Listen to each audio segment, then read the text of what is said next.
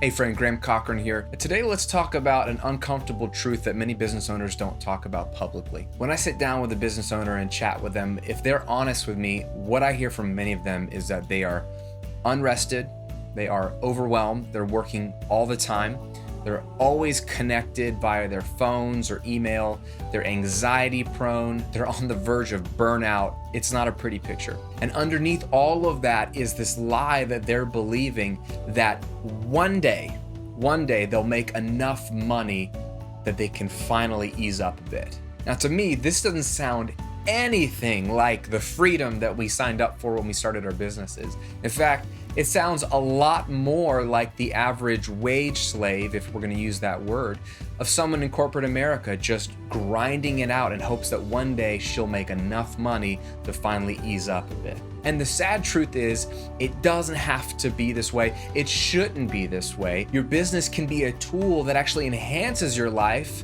not sucks the life away from you. The problem is, over time, slowly but surely, we as business owners forget the most important truth at all when it comes to business, that your business exists to serve your life, not the other way around. Most self-employed people who go into business for themselves, they don't have freedom. They actually just own their job. And why do so many of us get into business in the first place? So we can be our own boss, right? So we can quit our 9-to-5, so we don't have to go show up at somebody else's office and do what they want us to do and build their thing.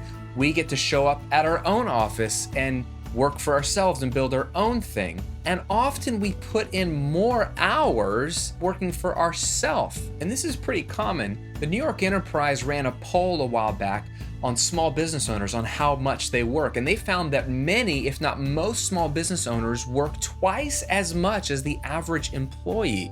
So over 33% of business owners reported working 50 hours or more. 25% reported working 60 hours a week or more, which is almost twice the national average for an employee, which is 33.8 hours a week. And 70% or more of small business owners reported working at least one weekend on the regular. And Robert Levin, the publisher of the report, said this, that often people go into business for freedom. And the ironic thing is that you lose some of that freedom when you go into business for yourself because you have to work so many more hours. So sure, we can say that we're free and self-employed, but in reality, we still have to work a job. It's just a job that we own and not someone else. And this doesn't sound like freedom to me. This just sounds like a transfer of ownership.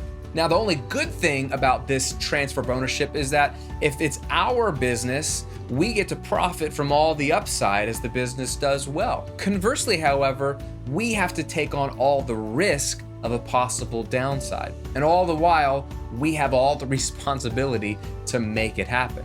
So this doesn't really sound like a sweet deal to me. And many business owners, after being in business for a while, they start to get cynical about it and they almost resent going into business for themselves because they find themselves in this place. So what's missing? Let's talk about what the purpose of your business is and why you got into business and how you should think about business. Honestly, even though the outward purpose of business is to serve others and add massive value, that is the outward purpose.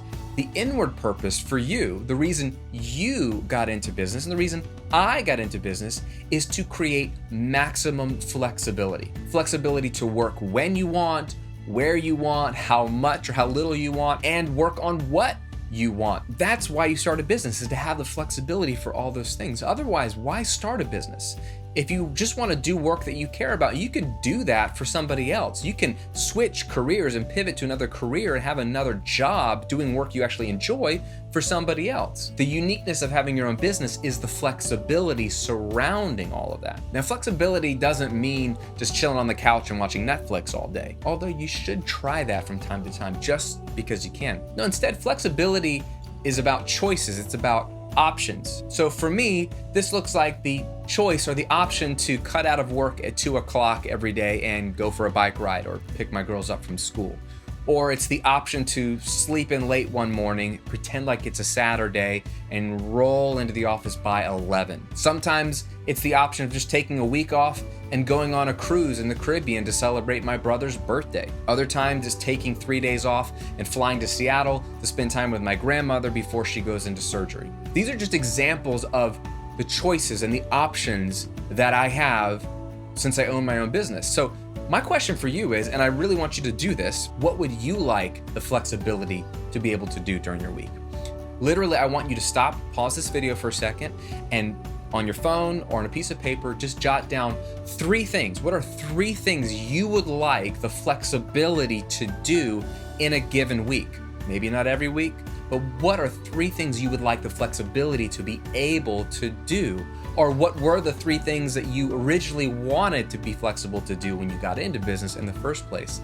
You need to be able to articulate those clearly to give yourself a real picture of why you're in this business, why you were dealing with the hassle and responsibility and stress of owning a business in the first place. So pause this video.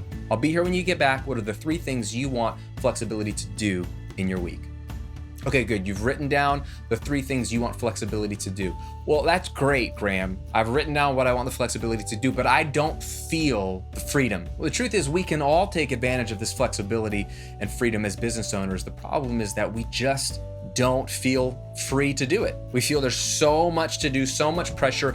These things aren't going away. I got to get all this done. I'm behind. I've got clients. I've got customers, blah, blah, blah, blah, blah. We feel pressure. And the reason is we haven't put clear boundaries in place. And that's the irony of it all. True freedom in business comes from having strategic limits and boundaries. Let me explain. It starts with time boundaries. This is the best place to start. You need to have clear office hours. I can't stress this enough. If you don't know what your office hours are, and if you don't respect those office hours, you're doomed. So step 1 is to identify when you work, when you're available, what your actual hours are. So for example, for me, I work Monday through Thursday between 9 and 2. Those are my work hours. Those are my office hours. I'm not in the office outside of those hours. And I have to respect those hours. I can't physically be in here, and I can't be on my phone virtually being in my office. I'm in the office Monday through Thursday, 9 to 2. And we know that Parkinson's law tells us that work expands to fill the time allotted for its completion, which means if we don't set these work hours or these office hours, the work will expand and fill every ounce of our week. But conversely, if we do set clear office hours, we'll still be able to get all the work done because it'll only take those amount of hours. So it starts with time boundaries, but the second boundary that's so critical that most business owners don't put in place is financial boundaries. Here's what I mean. Business growth should not be open-ended. And I know that sounds weird and it's countercultural because if you go to any bookstore and look at the business section, every single book on business, if you open it up and read it, is ultimately about business growth. How do you grow revenue, grow sales, grow customers, grow into different markets, grow your team, grow. Everyone has their own angle, everyone's got their own shtick, but it's ultimately assuming underneath that you want to grow. They don't even have to address that in the introduction. They assume you want to grow. That's why you're opening a business book, and so they're going to teach you their way of helping you grow. But I want to challenge this notion, and we can talk about growth in other areas like the size of your team and reach and all that kind of stuff on another day. But today I just want to talk about financial growth. Open-ended financial growth in your business will just suck the life and joy out of what you do. Trust me, I know. If you always want to grow, then you have a moving target. You'll never feel like you've arrived. You'll never feel successful. You'll never feel like you have enough. You'll always be pushing and pushing and pushing. And for what? Again, this goes back to, are you serving your business? In that example, you are. Or is your business serving you and your life? That just falls into the hashtag hustle myth of just grinding and pushing and grinding aimlessly, which is a lazy approach because we're lazily just doing all the things thinking it's going to help. And for what? For more money, more growth. But why? Having a clear goal of what you need financially, what's enough for you and your family, is what leads to freedom because it gives you something tangible to shoot for. And when you arrive at that goal and you reach it, you can relax a little bit, ease up a little bit. There's less pressure because you're already there. When things do well and do above that goal, it's gravy. When things don't do as well, you can just pick it up a little bit, but you're not like pushing aimlessly. You know exactly what you need. So this is very important for you. Homework right now. I want you to grab an index card or a piece of paper or something, not digital this time, a piece of actual paper that you're gonna put on your desk wherever you work. So it's in front of you so you physically see it without having to think about it every single day. And on this card, I want you to fill out these 2 statements. My office hours are on blank days from blank time to blank time. So for example, I would put on my card, my office hours are from Monday through Thursday from 9 a.m. to 2 p.m. So fill out that statement, your clear office hours. Second statement, my minimum target monthly business income to survive is blank. Two keywords here, minimum amount to survive for your business. So enough to pay all your business expenses and pay your bills personally. You might already be at this goal. So if you are already doing this or exceeding this, still write down what's the minimum, not like what you'd like to be able to do all the things you want to do. What's the minimum to just survive, okay? Just to pay the bills and keep things afloat and keep food on the table. If you haven't arrived at this, calculate what your monthly business expenses are, your web hosting, your email client, anything like that. Add that up and then figure out what your bills are, your minimum bills, and add those together. That is your target minimum amount. And we want to do this on a monthly basis because that's how we pay our bills, is monthly. We don't pay things annually typically. So think about things in terms of monthly business revenue. What is that minimum amount? And fill that out on the card. So this index card or piece of paper is right in front of you, and it spells out your boundaries for your office hours and your time and your financial boundaries of what your goal is. Yes, business takes a lot of work. Yes, when you work for yourself, you have more pride of ownership and you want to hustle a little bit harder because you care about it more than you cared about the person you were working for. But I'm telling you, to succeed, to have longevity, to not burn out, to actually deliver great work for years and years to come, to reach your financial goals, you need to be strategic and step back and remember the most important truth about business is that my business exists to serve my life, not the other way around. You're always serving something or someone. And if you're not careful, you will serve your business and it will become a master to you. And that's not the goal. That's not the role of your business, and you shouldn't fall prey to that, but that's the default. If you can get rid of that, switch it, and then realize, hey, how can I set up my business so that it actually serves me? You'll have more joy, you'll rest better, you'll be more creative, you'll be more innovative, you'll be freed up to think about the customers and the audience you want to serve better instead of being burned out and anxiety prone. You'll have more fun, and ultimately you'll make more money because those things all go together. Business doesn't have to be a massive burden. It can be a huge joy. And I have to remind myself of this all the time because look, I don't always have fun in business. I get stressed out because I forget this and I get it backwards, and I lock myself into doing the things I need to do for my business instead of stepping back and realizing, wait a second, why did I start this in the first place? Now, a business that serves your life starts in one key area, and that is doing work that you actually love to do.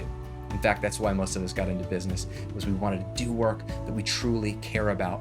And there is a way to do it right and a way to do it wrong. And what I want to do today is help you out. If you're in the beginning stages, you're trying to pivot into a business where you're playing around with starting a business, but you haven't landed on the right idea or a profitable idea, I've put together a free training for you. It's called Get Paid to Do What You Love.